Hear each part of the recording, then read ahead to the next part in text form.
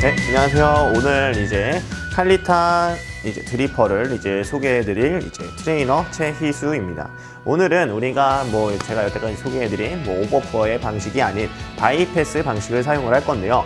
원두의 양을 많이 사용하면서 우리가 굉장히 적은 양은 추출은 하지만 우리가 추출 시간을 앞쪽에서 굉장히 끌어들여서 신맛과 단맛 구간에서의 추출법을 사용을 하여 굉장히 와이니한 플레이버와 우리가 굉장히 무거운 바디감을 가질 수 있는 오일리한 바디감을 가질 수 있는 추출법을 일단 보여드리도록 하겠습니다. 굉장히 많은 연습량이 필요한 추출법이기 때문에 일반인들도 영상을 보시면서 제가 알려드리는 여러 가지의 팁들을 많이 연습을 해보시면 좋을 것 같은데요. 자, 오늘 일단 도구를 좀 소개를 해드리자면은 맨 처음에 우리가 원두를 분쇄할 그라인더도 일단 우리가 커피에서 굉장히 중요하게 됩니다. 절삭면에 따라서 맛 자체가 굉장히 서로 다른 추출이 되기 때문에 일단 우리가 커피에서는 그라인더가 굉장히 좀 중요하다고 여러분들도 생각을 해주시면 좋고, 그 다음에 원두, 그 다음에 물줄기를 이때부터 우리가 드립포트로 굉장히 얇은 물줄기와 굵은 물줄기 그런 걸 편리하게 사용을 하셔야 되는데, 초보자분들도 쉽게 사용을 하시려면은 이 합구의 직경이 굉장히 작은 형태가 굉장히 여러분들한테 편하실 거예요. 그 다음에 우리가 추출된 커피를 받을 수 있는 드립 서버, 그리고 당연히 칼리타 드리퍼, 그리고 옆에 계량컵, 머그잔, 그리고 필터가 되겠는데요. 자, 일단은 우리가 먼저 드리퍼를 서버에 올려 놓아 주시고, 그 다음에 필터를 삽입을 해보겠습니다. 자, 필터 자체 내에서는 우리가 이렇게 부채꼴 모양으로 사용을 하게 되어 있는데요. 칼리타 드리퍼 특성상 우리가 마름모에 한마디로 물 자체가 옆으로 모이게 되는 방식으로서 밑에 추출구가 3개가 작동을 있게 됩니다. 추출구가 일단 3개라는 점 자체가 물 자체를 밑에서 반심지형으로 머금어 줄 수 있는 장점이 있는데요. 그래서 다른 드리퍼와 달리 오히려 아로마를 더욱더 많이 담고 추출을 할 수 있는 장점이 있습니다. 그런데 이때 우리가 주의할 점이 있는데, 우리가 칼리타 드리퍼 특성상 사선으로 모여있기 때문에 타원형으로 물을 부어주셔야 돼요. 이따가 타원형으로 물을 부어주셔야 되고, 여러분들이 바이패스 방식에서는 어떻게 추출을 하는지 한번 추출을 하면서 설명을 해보도록 하겠습니다. 일단 칼리타 필터 특성상 이렇게 2개의 마감섬으로 되어 있는데, 한쪽 면을 먼저 눌러서 접어주시고, 그 다음에 반대편의 면을 반대로 접어주시는 게 더욱 효율적이에요. 그래서 더 안 펴질 수 있도록 해주시고, 그 다음에 필터를 펴주시고 모서리 부분을 살짝씩 드리퍼의 밑면과 밀착이 될 수 있도록 살짝씩 찝어주시면 더욱 좋을 것 같습니다.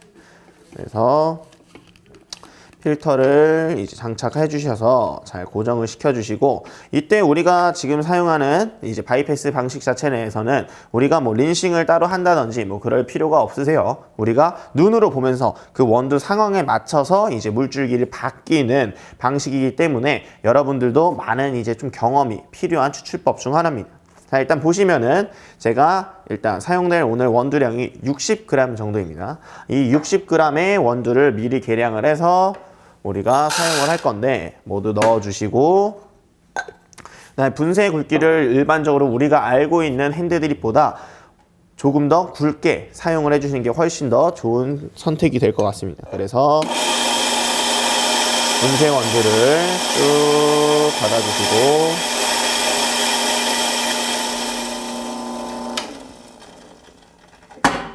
꺼주시고, 그 다음에 우리가 미분과 분쇄 입자 자체가 고루 퍼질 수 있도록 잘 도닥여 주시면서 천천히 가운데 수평에 맞게끔 부어주시도록 하겠습니다. 지금 원두가 수북히 쌓여 있는데, 이때 부족한 부분을 톡톡 쳐주면서 수평을 맞춰주시는 게 굉장히 중요합니다. 미분의 배합 자체가 아래쪽에 쏠려 있는지 위에 썰려 있는지 그런 게 굉장히 우리가 추출하는데 중요한 역할을 하기 때문에 여러분들도 톡톡 쳐주시면서 우리가 흔드는 방식보다 톡톡 쳐주시는 게 훨씬 더 좋게 되는데요. 자, 그러면은 우리가 드립포트에 물을 부어서 그 다음에 추출을 시작을 한번 해보도록 하겠습니다. 자, 추출을 하시기 전에 우리가 이제 뜸을 들여 주셔야 되는데, 뜸을 들일 때 일단 첫 번째로 저는 물을 붓는 타원형 방식이 사선으로 하는 게 훨씬 더 편해요. 여러분들도 여러분들이 편하신 방법을 사용을 해주시면 되고요. 가운데에서부터 타원형으로 그려주시면서 물을 뻗어나갈 건데, 이때 앞으로 추출이 물이 필터나 아니면은 우리가 원두가 필터에 가장 가까운 부분에는 물을 부어주시면 좋지가 못해요. 그래서 뜸을 들이실 때는 얇은 물줄기로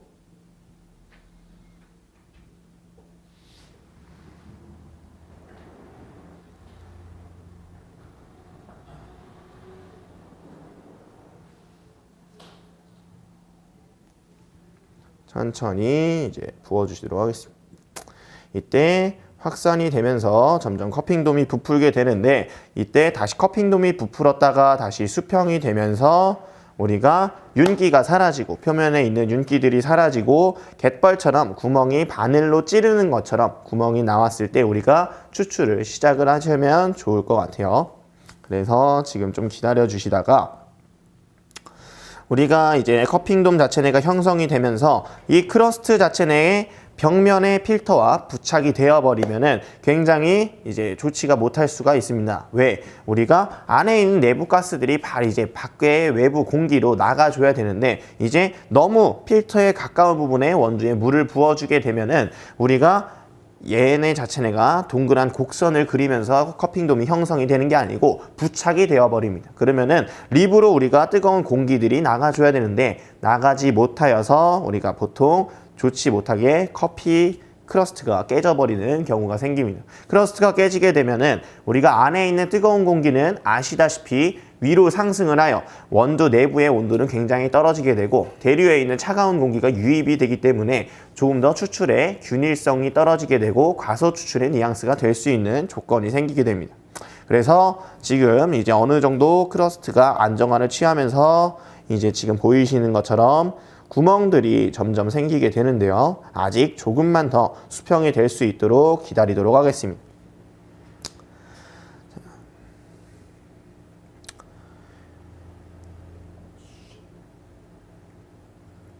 자, 그러면 이제 우리가 커피를 추출을 한번 해보도록 하겠습니다. 자, 일단 우리가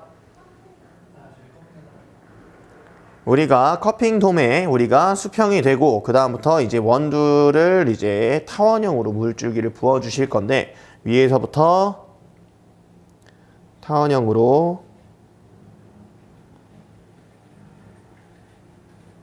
물을 부어 주십니다. 우리가 여기서 필터 자체 내에 물이 차오르는 게 보이기 전에 미리 끊어주시는 게 굉장히 중요합니다. 물을 천천히 통과시켜서 우리가 고형 성분을 더욱 많이 담은, 같은 용량 대비 고형 성분이 훨씬 더 많이 담는 추출법을 사용을 하실 건데요. 그래서 다시 수평이 되면은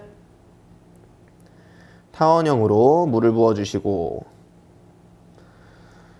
이와 같은 방법을 계속해서 반복적으로 한번 사용을 해보도록 하겠습니다. 지금 중배전된 커피 같은 경우에서는 우리가 물을 일단 한마디로 성분을 뽑기가 굉장히 어려운 조건을 가지고 있기 때문에 물줄기를 얇게 해서 지속적으로 조금씩 부어주시는 방법이 좋습니다.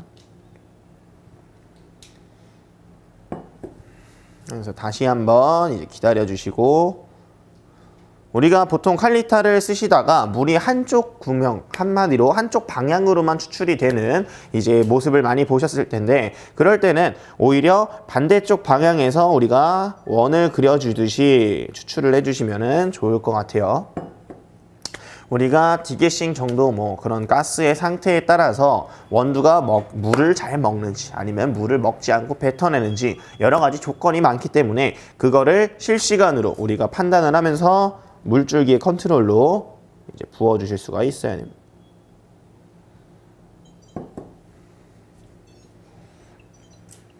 성분이 지금 이제 하얗게 확산이 일어날 때 거의 이제 추출을 종료를 하셔야 되는데, 우리가 이 상태에서 한 번 더 추출을 하도록 하겠습니다. 지금 한마디로 적은 양이지만 굉장히 에스프레소와 같은 고형 성분의 농도 자체가 굉장히 높게 만드는 추출 방법인데요. 뒤쪽으로 커피 특성상 쓴맛이 많이 유발이 되기 때문에 그쪽 부분에서 추출을 하는 것이 아니고 나머지 그냥 물로 추출 수율을 맞추는 방식이라고 보시면 좋을 것 같습니다. 마지막 추출을 시작을 하겠습니다. 가운데에서부터 나선형으로 크게 돌려주시고 우리가 테두리에 물이 차오르기 전에 항상 커핑돔이 깨지면 절대로 안 되는 추출이기 때문에 우리가 물을 가운데서 부어주시고 감각적으로 끊어주셔야 되게 됩니다.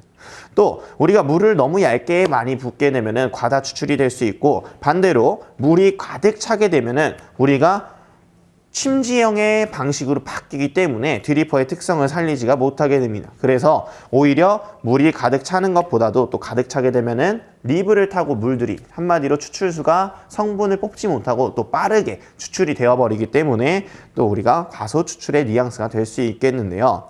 보통 많이들 추출된 성분이 뭐 쓰다 해서 물을 많이 붓게 되는데 그래도 이미 쓴 성분들이 추출이 되었기 때문에 농도는 흐려질 뿐들이지 커피 자체의 쓴맛은 없어지지가 않습니다.